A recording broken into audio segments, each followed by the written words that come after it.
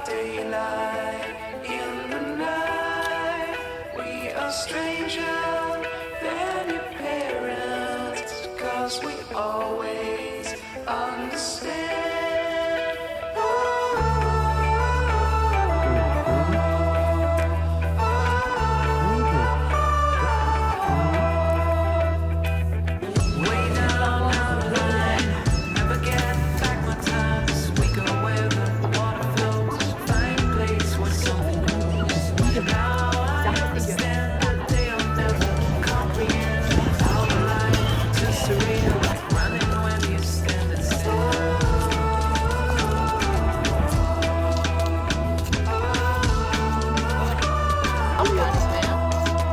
We are shadows on the mountains. We are daylight in the night. We are stranger than your parents, 'cause we always understand.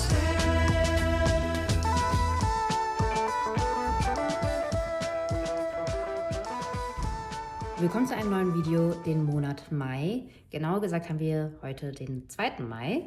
Also da bin ich jetzt relativ früh dran mit einem Intro, weil sonst mache ich das immer so irgendwann mittendrin, ehrlich gesagt. Ja, also den 2. Mai haben wir und ich habe heute direkt einen Friseurtermin. Ist auch relativ früh gerade, so 9 Uhr. Und deswegen klingt meine Stimme immer noch so ein bisschen komisch. Also ich klinge immer so ein bisschen krank am Morgen. Aber ja. Ein Friseurtermin steht an für mich und für mich ist es der erste Friseurtermin in 5 Jahren. Also das letzte Mal war ich beim Friseur März 2020, so kurz vor dem Lockdown. Und seitdem war ich einfach nie beim Friseur und habe mir immer entweder selbst die Haare geschnitten oder Johannes hat die Haare geschnitten oder Daisy. Schnitt und Farbe würde ich gerne so ein bisschen verändern, aber heute wegen Termin und so weiter kommt erstmal Farbe ran und da gucken wir mal einfach, was wir da machen. Ja, und da wollte ich ein letztes Mal so einen Clip filmen mit diesen Haaren, damit ihr das nochmal als direkten Vergleich habt und Bescheid wisst, was da passiert ist, wenn ich demnächst jetzt andere Haare habe. Mal gucken. Entweder wird es eine dramatische Veränderung oder komplett gar nicht weltbewegend. Schauen wir mal. Aber ja, so sehen die Haare zumindest jetzt noch aus.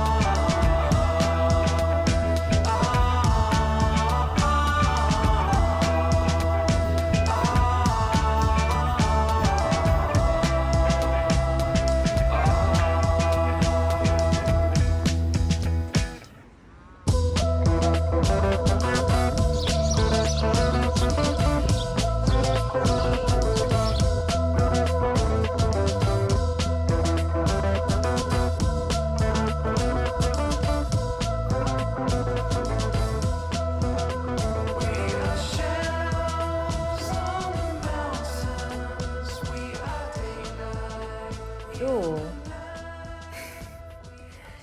ich habe kurze Haare. Also, das war an sich nicht so geplant, dass sie so kurz werden, aber lange Rede, kurzer Sinn, es hat sich jetzt einfach so ergeben. Und ja, ich bin wieder zurück auf Kinnlänge. Ich hatte ja das letzte Mal 2020 oder 2021, glaube ich, auch noch so ganz kurze Haare. Und ja, jetzt habe ich die Haarlänge wieder. Sind auf jeden Fall auch ein bisschen heller, aber noch nicht so, wie ich sie eigentlich wollte. Das ist noch so ein bisschen so ein Prozess, wenn man halt von so ganz dunklen Haaren kommt. Da habe ich im Juni dann nochmal einen Termin und dann schauen wir mal, wie das dann danach aussehen wird. Also ist noch so ein bisschen unberechenbar, was da rauskommt. Aber ja, ich bin wieder in meiner kurzen Bob-Era. So. Muss ich mich auch ein bisschen dran gewöhnen, weil, ja, wie gesagt, ich hatte schon lange nicht mehr kurze Haare. Aber ja, am Ende wachsen Haare schnell und ich glaube, im Oktober oder so habe ich die dann so in der Länge. So hätte ich sie eigentlich gerne. Alles in einer Länge. Aber gut, so für den Sommer kann man das, glaube ich, auch ganz gut machen. Und viele von euch fanden das immer toll, wo ich die kurzen Haare hatte und haben mir regelmäßig geschrieben, dass ich mal wieder kurz schneiden soll. Und ja, zumindest sind einige Leute von euch vielleicht glücklich darüber. Naja, wie auch immer. Ja, das sind meine Haare. Und mir fällt ein, wenn ihr diesen Vlog dann seht, dann habt ihr bestimmt schon einen 7 Days 7 Looks gesehen, wo ich zwangsläufig ja die neuen Haare schon zeigen musste. Also es ist jetzt eigentlich keine News, aber okay. Da habe ich das offiziell zumindest mal angesprochen. Leute, wir haben ein neues Sofa. Das ist das gute Stück. Das ist so blau-weiß gestreift mit so dunklem, eigentlich fast schwarzen Holz.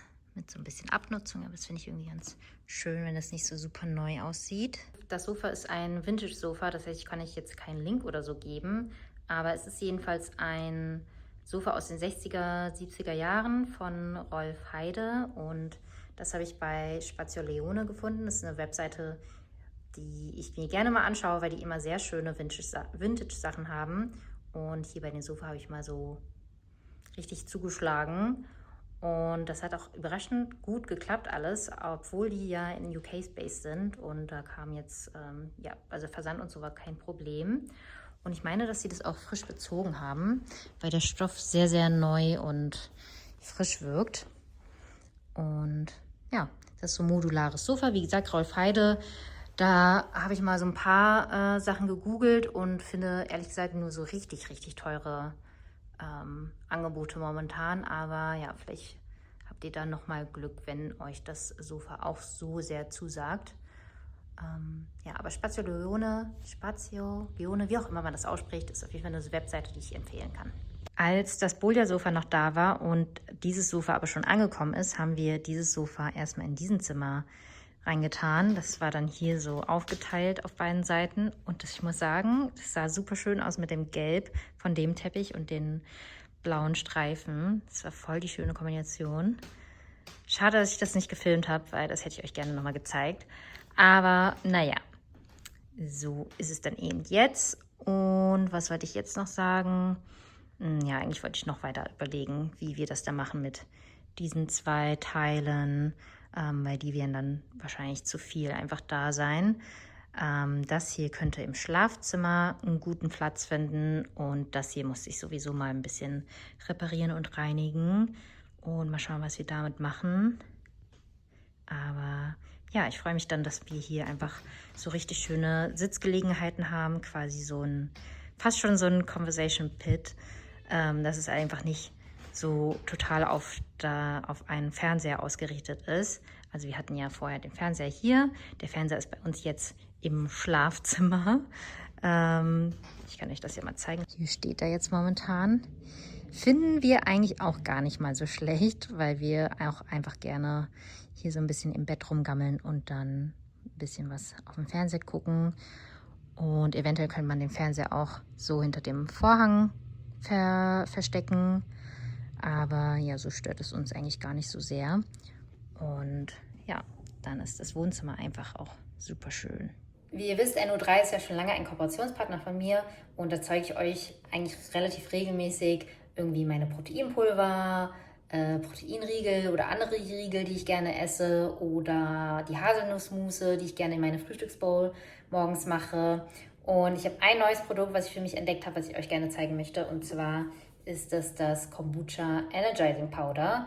Also quasi Instant Kombucha, könnte man sagen. Und das mischt man dann mit Wasser, am besten Sprudelwasser, und hat dann quasi direkt ein Kombucha-Getränk. Da sind auch Kombucha-Extrakte enthalten und auch B-Vitamine und Vitamin C, also Sachen, die gut für den Stoffwechsel sind, also so Energiestoffwechsel und gut fürs Immunsystem und für die Darmflora, also alle Sachen, die gut sind von Kombucha. Ja, und wir sind halt ein Haushalt, der irgendwie nie Getränke da hat. Also ich trinke halt am liebsten gefiltertes Leitungswasser und Johannes dann gesprudeltes Wasser, also was man da so aus dieser Maschine, in dieser Maschine sprudeln kann.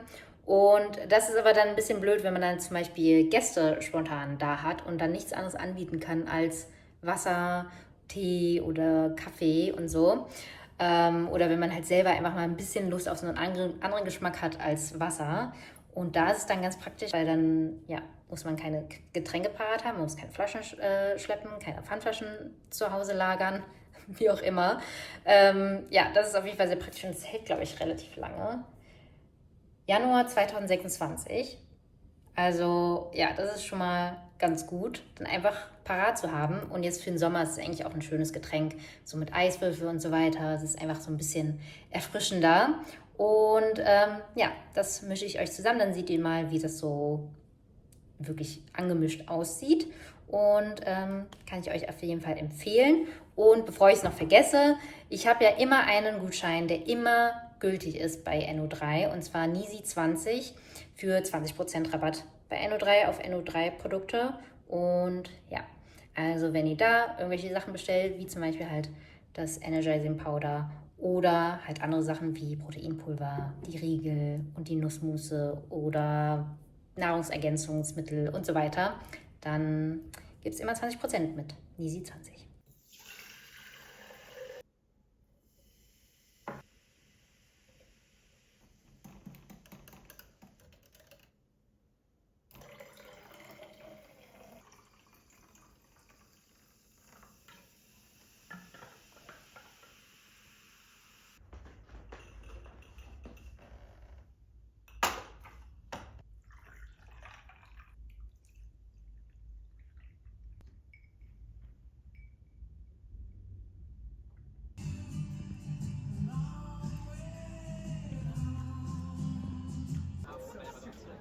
Wie habe ich denn bei dem Dings gemacht?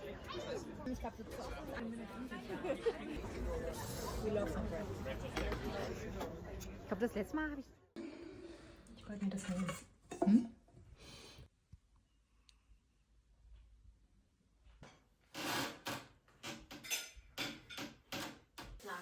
Okay, ich muss ja Carb-Loading machen. Ja, dann mach Reis. Ganz viel. Ja. Ja? Dann noch das Kimchi aufmachen.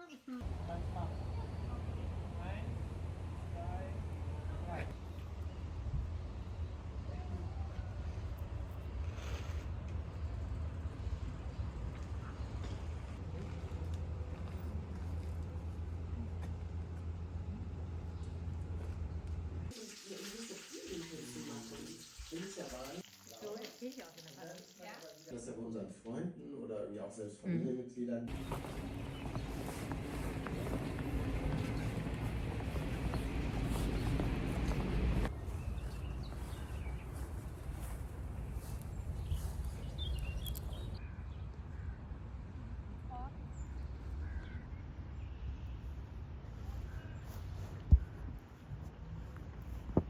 Was sagst du? Oh. Amy, Korken oder Tannenzapfen? Ditchen wir den Tannenzapfen für den Korken? Guck mal. Guck mal. Ich glaube, ich mag auch die Natur am meisten. Und dann habe ich nur.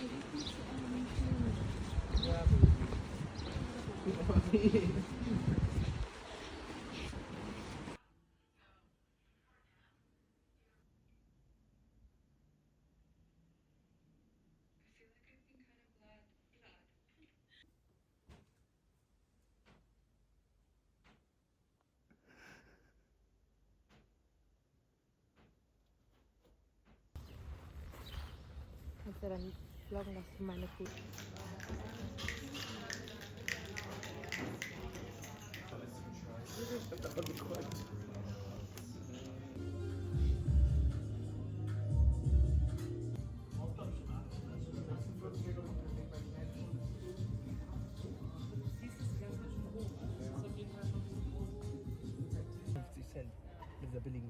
gute Produkte. Aber das?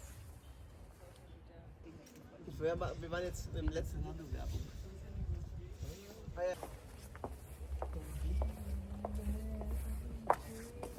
Einmal ohne Leuchten.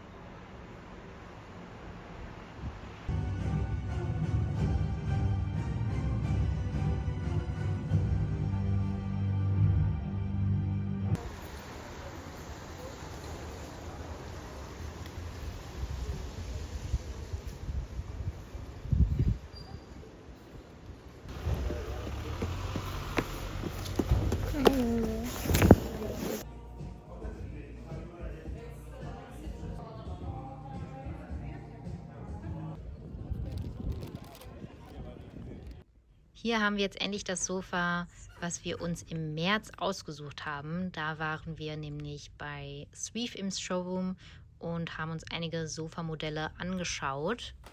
Unter anderem fanden wir dieses Mammuten-Sofa ganz schön von denen. Aber auch das Wallensofa fanden wir toll.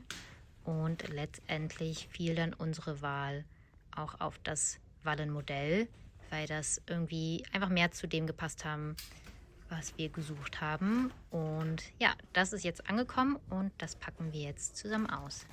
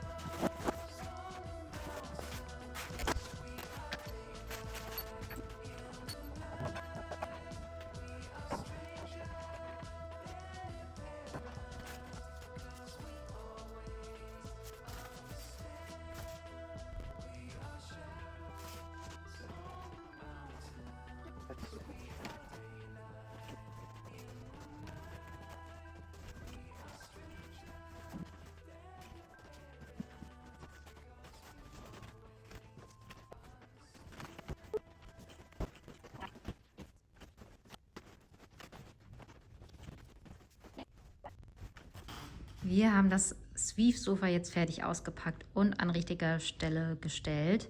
Wir haben uns jetzt letztendlich entschieden, dass wir das Sweef-Sofa da vorne an die Fensterfront stellen und das gestreifte Sofa hier in der Mitte des Raumes lassen, weil das gestreifte so ein bisschen niedriger ist und dann passt es einfach proportional irgendwie besser, wenn man da einfach drüber schauen kann. Und also finde ich das ganz schön, wenn man dann den Blick auf das helle Sofa gerichtet hat. Ich finde das Sweef-Sofa auch super schön. Ich finde, das passt sehr gut zu dem Coffee Table, stilistisch irgendwie. Also ich habe es bestimmt an anderer Stelle erwähnt, aber es ist auf jeden Fall das Wallensofa von Sweef und wir haben das in der Variante mit losem Bezug. Also es bedeutet, wir haben hier diese Stofflage hier, die da so ein bisschen drüber hängt und man hat auch die Option, dass man das so hat, dann ist es, glaube ich, ein bisschen kürzer und man sieht dann mehr die Füßchen vom Sofa. Aber das mit dem losen Bezug war dann genau das, nach dem ich gesucht habe in einem Sofa. Der Look, der Stil, der gefällt mir sehr gut und ja, war einfach genau das, was ich wollte. So schön klassisch und ja, zeitlos sieht es irgendwie aus und finde, das passt auch gut hier rein. Jetzt haben wir hier eine schöne Mischung aus einem etwas gemusterten Sofa und ein schönes, helles, klassisches. Und ich finde, jetzt kommt erst so richtig schön die Farbe raus von dem Teppich. Jetzt, wo es im Kontrast zu dem hellen Sofa ist, da sieht man einfach mehr, dass der Teppich ein bisschen so einen Gelbstich hat. Finde ich auf jeden Fall sehr schön zusammen. Und ich zeige euch mal den Stoff so ein bisschen von nahem. Das ist der weiße Hanfstoff, der aber auch nicht so strahlend weiß ist. Und wir hatten ursprünglich diese 3 Stoffvarianten im Auge. Also alle 3 sind ja, sehr hell. Diese hier sind ziemlich weiß und das ist hat noch so einen leichten Beige-Stich drin. Also weil hier auch so ein bisschen mehr Struktur enthalten ist und auch ein paar andere Farben. Also dieser Stoff wäre ganz gut, wenn man sehr stark zu Flecken neigt, sage ich mal. Dann fallen hier kleine Flecken, glaube ich, nicht so schnell auf.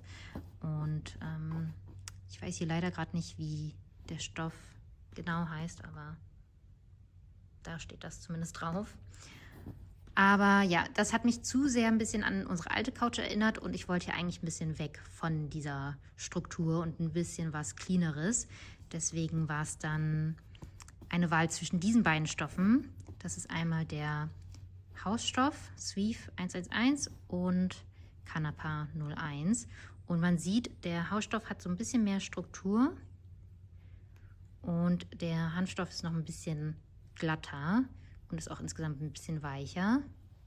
Dazu gab es auf jeden Fall auch ein paar Pluspunkte, die mir nicht gerade einfallen. Aber wir haben uns ja letztendlich dafür entschieden und so sieht das Ganze dann im großen Format quasi aus. Und da bin ich auf jeden Fall sehr zufrieden mit unserer Auswahl am Ende.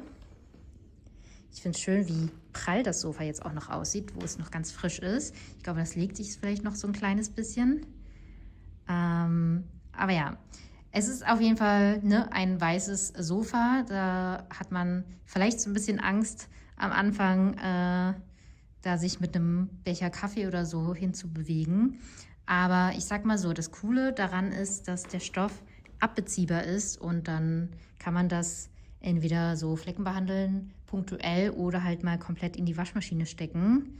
Das ist auf jeden Fall ein sehr, sehr, sehr wichtiger Punkt gewesen, gerade wenn man sich ein helles Sofa aussucht, dass man das machen kann. Und ja, das finde ich super gut.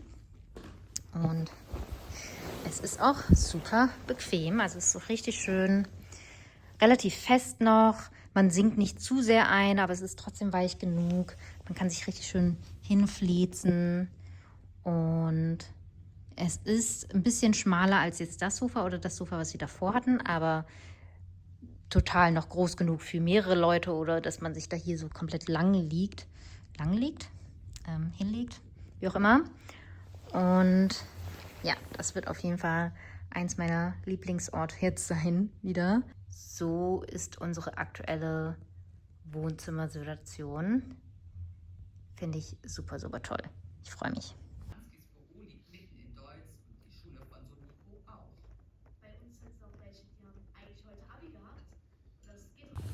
So, liebe Leute, das war der Monat Mai.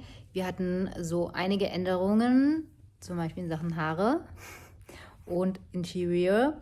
Und ich hoffe, das war halbwegs spannend für euch.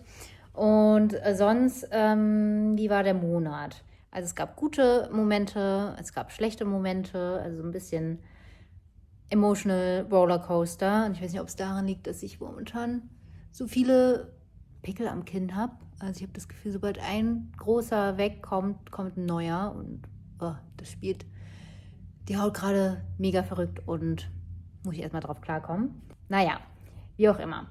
Ich hoffe, der Juni wird so ein bisschen so, dass man den Sommer ein bisschen genießen kann. Und ich hoffe, ich kann euch da auch mitnehmen, so gut es geht. Und ja, mehr gibt es auch nicht zu sagen. Ich habe Hunger, mein Magen knurrt. Ich weiß nicht, ob ihr das hören konntet. Aber ja, ich hoffe, euch hat dieses Video gefallen. Und dann sehen wir uns im nächsten Monat wieder. Tschüss!